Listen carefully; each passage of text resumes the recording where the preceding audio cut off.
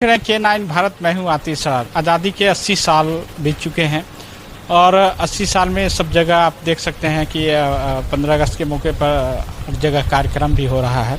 आज हम जो बात करने जा रहे हैं, हमारे साथ चिड़िया बरियारपुर के विधायक हैं। 42 वर्ष उनका उम्र है। 40 देशों में उन्होंने घूम के आए हैं।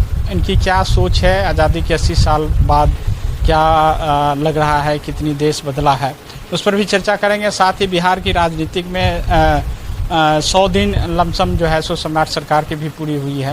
हालांकि जदयू कहा जाए तो लमसम 1 साल से कुछ महीने बचे हुए हैं। इन सारी बातों को लेकर हम इनसे बात करेंगे, लेकिन सबसे पहले आज 15 अगस्त के मौके पर विधायक जी से बात करना चाहेंगे। 80 साल सर हो गया है, क्या संदेश है, क्या लगता है?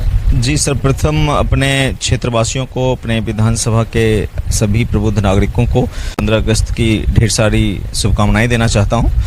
80 साल इंडिपेंडेंस के हुए हैं। देखिए, हम कितना भी कुछ कर लें और किसी भी मुकाम पर पहुंच जाएं, करने के लिए बहुत कुछ हमेशा बचा रहेगा। तो उस हिसाब से अगर इस दृष्टिकोण से देखिएगा तो बहुत सारी बाधाएं, बहुत सारे प्रॉब्लम्स जरूर हैं, लेकिन पिछले 80 सालों में और ख़ास करके पिछले 15-20 साल के माननीय पूर्व मुख्यमंत्री नीतीश कुमार जी की सरकार और माननीय प्रधानमंत्री नरेंद्र मोदी जी की सरकार में जो कार्य हुआ है, वो जरूर भारत को एक विकसित राष्ट्र बनाने की दिशा में महत्वपूर्ण ठोस आधारभूत जो संरचना होती है, जो फंडामेंटल्स होते हैं, उसको ठोस करने का जरूर प्रयास हुआ है।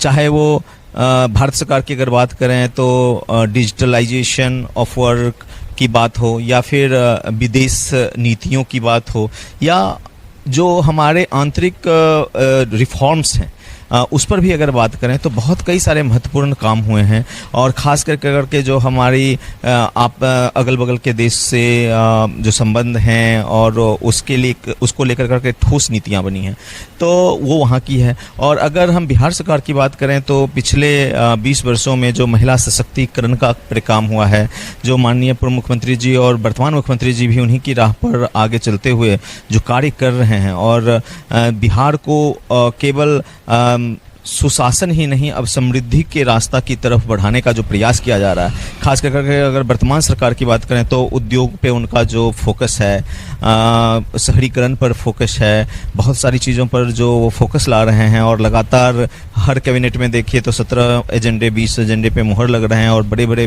पिछले 5 दिनों के सदन में लगभग कई सारे महत्वपूर्ण विधेयकों पर हस्ताक्षर हुए हैं और विधेयक पास हुए हैं। तो आप देखिएगा तो लगातार समृद्धि की तरफ काम हो रहा है, और हमारी सरकार पूरी तरह से सजग है। और मुझे लगता है कि केंद्र सरकार और बिहार सरकार दोनों प्रगति के रास्ते पर बढ़ रहे हैं। सम्राट जी 100 दिन पूरे किए, 100+ दिन हुए हैं। क्या लगता है उनका कार्यकाल कैसा लगा, कैसा रहा? देखिए, आलोचक आलोचना करने के लिए स्वतंत्र होते हैं, लेकिन हम लोग बहुत संतुष्ट हैं। 100 दिन कहने के लिए होता है कि एक माइलस्टोन हो जाता है, लेकिन इसमें बहुत सारे ठोस विधेयक पास हुए हैं और बहुत सारे ठोस आधारभूत जैसे फंडामेंटल्स, जैसे मान लीजिए हम शहरीकरण की तरफ बात करें, बहुत सारे राज्यों के बहुत सारे जमीन को सर्वे करा करके उसको सेक्टर्स वाइज या डेवलप करने का जो शहरीकरण का प्लान बनाया है, वो प्लान बहुत ही एक आने वाले समय में बिहार को अन्य राज्यों की तुलना में, ये सब कार्य कई सारे राज्यों में अगर आप देखिए, उत्तर प्रदेश में देखिए, नोएडा जैसे जगह पे देखिए तो पहले ही हो चुका है।